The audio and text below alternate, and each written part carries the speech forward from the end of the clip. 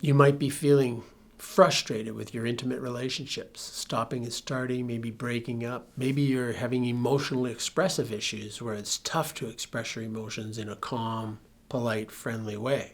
Today we're going to look at solutions, strategies, some of the top evidence-based approaches when you think of recovering from childhood abuse and developing a story, a narrative about yourself and your history that is much more balanced and effective, more accurate. Oftentimes, child abuse will lead us on a tilt, inaccurate and negative. See yourself as a wonderful person who struggles with their history and struggles with current life, but is still a wonderful person. I'm Jeff from Jeff Parker & Associates. Welcome to our YouTube channel, Finding Solutions Together, where we make videos to help people build up mental fitness and improve their ability to have healthier relationships. A lot of the ideas in today's video can help you with any kind of abuse that can happen in childhood. A lot of times, by the time people get to recovering from something or even being able to talk to somebody about it, they feel guilty, they feel like it's been too long, I'll take that to my grave. You hear a lot of comments like, I'll never discuss that. When you've been abused, of course, there's so much shame, loathing. Some people call it self-loathing, but just loathing about what's happened, confusion, uncertainty. So a lot of people don't get to even repair or heal from childhood sexual abuse until between 30 and 70 years of age. Of course, you're busy in the 20s, building your career, finding love and romance, and figuring out how to do life in general, find your own place, etc. So it is common and relax if you're between 30 and 70 and you're figuring out ways to heal from abuse in your childhood. A lot of people will look at pop-ups and nightmares of something they haven't thought about for 20 or 30 years as awful. This is actually a positive sign. George Glumac helped me understand that. He said, it's important to remind yourself that as your life stabilizes and becomes more comfortable, in other words, you have food and shelter taken care of and relationships seem to be fairly stable, then some of the issues from childhood will bubble into our conscious mind from the unconscious. They'll bubble to the surface. However, they can bubble up in very alarming ways. People might have their first ever episode of a panic attack, anxiety attack, or depression. Might have the first time in their life they're very depressed. Usually there is a current situation that triggers that, and we might attribute most of our excessive emotional output to that.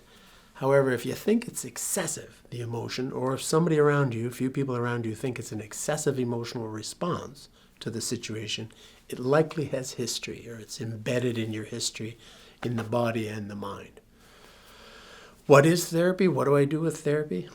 Good part of therapy and recovering from sexual abuse will involve retraining the body as well, not just the mind. So we'd like to start off a lot of the time helping people who might be dissociating, numbing out or zoning out on a regular basis, start to use some techniques and skills to bring themselves back in.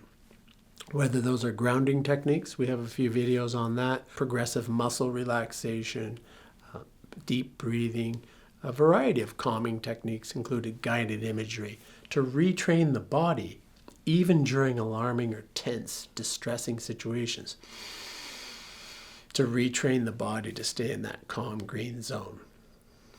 Once we've done that sufficiently, we could then enter into what some people might call phase 2, or the in-depth look at some of the traumatic injury. You don't need to go into all the traumatic injury or all the details. It is important to do in talk therapy to take at least one or maybe a couple of the events and reprocess them. However, EMDR can really help people do that in a way that's about twice as fast and requires less detail.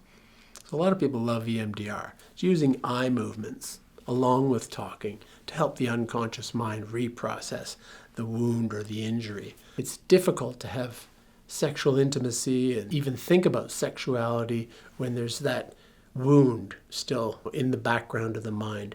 And sometimes it will pop up. What a lot of neuroscientists are hypothesizing, that's a poorly coded file. So think of traumatic injury when you're 3 or 5 or 7 or 9 as poorly coded files. You'll usually get enough messages about them because they'll disrupt your life. There are lots of scientifically proven, evidence-based approaches that your therapist could use. Just to name a few: cognitive behavioral or CBT, dialectical behavioral therapy or DBT, ACT, acceptance and commitment therapy, family systems. We do want to remember that we operate in a family system, so how relationships are interconnected. Developmental theories as to when and where your particular abuse happened will have an impact on how your therapists might lay out your treatment plan with you. Talk therapy might be hard for some. Some people have started off with telephone or maybe even on email.